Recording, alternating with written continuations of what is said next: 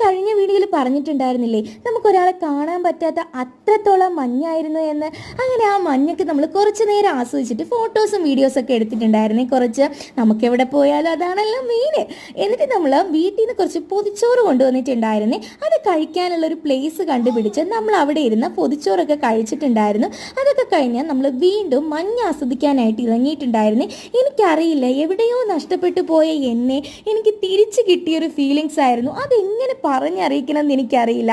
ഈ ഒരു യാത്രയിൽ എന്നെക്കാളും കൂടുതൽ എൻ്റെ ഹൈസ് ബേബി ഇതൊക്കെ ആസ്വദിക്കുന്ന കണ്ടപ്പോൾ ഇതിനേക്കാളും സന്തോഷം എനിക്കിനി കിട്ടാനില്ല എന്ന് വേണം പറയാൻ. അതിങ്ങനെ പറഞ്ഞറിയിക്കണമെന്ന് എനിക്ക് സീരിയസ്ലി എനിക്കറിയില്ല. എപ്പോഴും യാത്രകൾ അങ്ങനെയാണല്ലേ.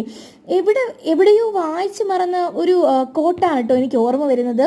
ഓരോ യാത്രയും ഓരോ ഓർമ്മപ്പെടുത്തലുകളാണ്. ഇനിയും ഒരുപാട് ദൂരം പോകാനുണ്ട് എന്നൊരു ഓർമ്മപ്പെടുത്തൽ. അത് ശരിക്കും ശരിയാണ്.